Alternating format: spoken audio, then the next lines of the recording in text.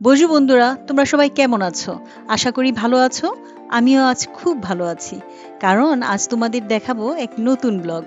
আজ বাইরে যাব না, ভাবছি তোমাদেরকে আমার ছোট্ট বাগানটার একটা অংশ দেখাই। আজ দেখাবো লাউ। লাউ তো দেখলে, হ্যাঁ, ছোট লাউ আছে। তো আজ আমি লাউয়ের পাতা দিয়ে তোমাদের জন্য একটা আইটেম তৈরি করব, সেটার নাম হলো লাউ পাতার পাতুরি। তোমরা তাহলে দেখতে থাকো আমি আজ কি কি উপকরণ দিয়ে এগুলা রান্না করব। এইখানে নিয়ে নিয়েছি এক বাটি ধনেপাতা, পেঁয়াজ বাটা, কাঁচা জিরা গুঁড়া, এখানে আছে কাঁচা মরিচ, আদা রসুন বাটা, এখানে আছে সরিষা বাটা, মরিচ বাটা, কাঁচা মরিচ আর রসুন কোয়া, কই মাছ, গাছের টাটকা লাউ পাতা। আমি এখানে একটা বাটি নিয়ে নিলাম, আর এটার মধ্যে আমি এখন সবগুলো উপকরণ ভালোভাবে মিশিয়ে নিব। এখানে আমি সরিষার তেল দিয়ে দিব একটু, পরে আবার দিব। এখন এখানে একটু মাখিয়ে ইয়ের সাথে দিতে হয়। আর দিব পরিমাণ মতো লবণ। এখানে আমি লাউ পাতাগুলো সাজিয়ে নিয়েছি। এখন আমি মিশ্রণটা এখানে দিয়ে নিব। এই যে মিশ্রণটা এইভাবে দিতে হবে, একটু বেশি করেই দিই যেন টেস্টটা হয়। আর এই লাউ পাতার পাতুরিটা একটু ঝাল হলে বেশ মজা। তো আমি কই মাছটা দিয়ে নিলাম। এবার আবার আরেকটু মশলা দিয়ে দিলাম। ভালোভাবে দিতে হবে যেন মাছটার চারপাশে ভালোভাবে লেগে যায়।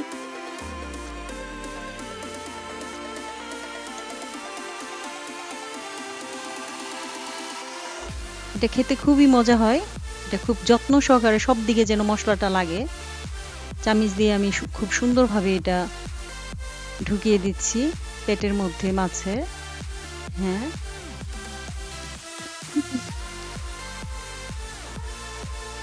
এখন আমি পাতাটা ভালোভাবে ভেঙে দিব সুন্দর করে।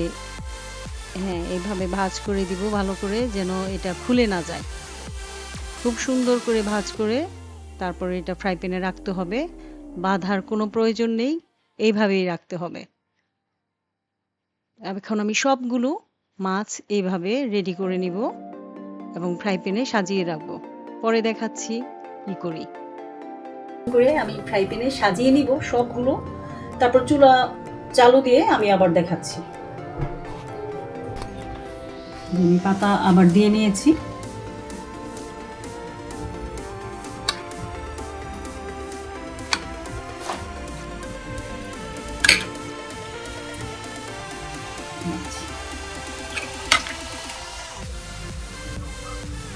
এই যে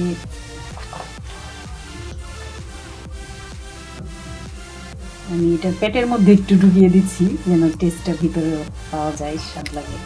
আর উপর দিয়ে তো কেটে নিয়েছি মাছটা, তার জন্য পাওয়া যাবে। এই যে মাথাটার মধ্যেও একটু দিয়ে দিয়েছি, সব দিকে যেন মশলাটা যায়, তাহলে এটার টেস্ট আসবে ভালো। এবার আমি আবার এটাকে পেঁচিয়ে নিব।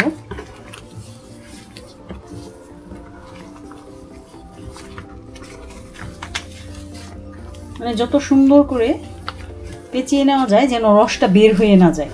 তারপর এই পেঁচানো এই অংশটা শুধু উপর করে দিব যেন কিছুটা সময় এটা ভাপে থাকে। এখন না, আমি আরেকটু পরে এটা চুলা যখন চালু করব, এইভাবে আমি এখন সব সাজিয়ে নিব।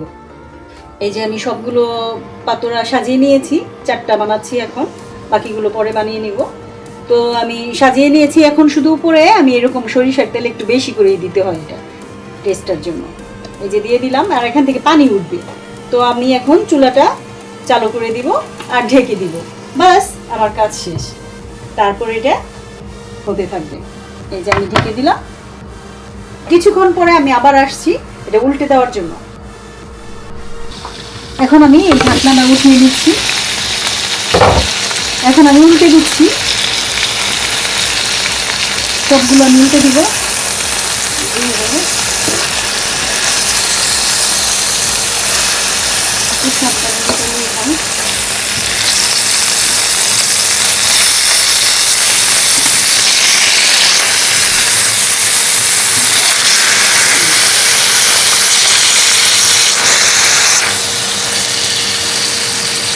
এখন আমি আবার ঢেকে দিব অন্য স্টিকটা হওয়ার জন্য।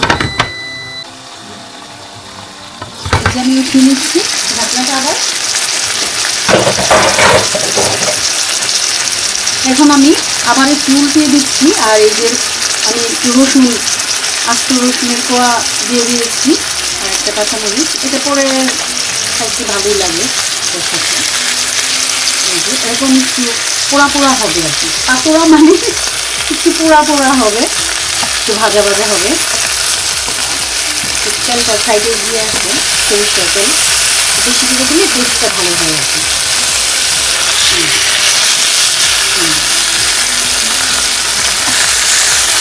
আবার উল্টে নিলাম।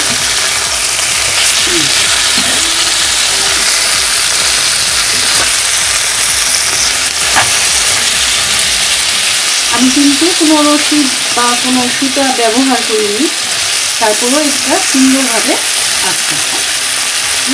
খুব সুন্দর হচ্ছে।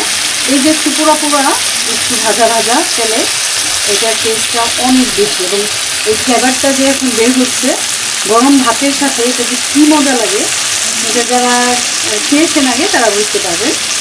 তো আমি তো খাবো আর একটু পরে, এখনই আমার খুব খাইতে ইচ্ছে করছে।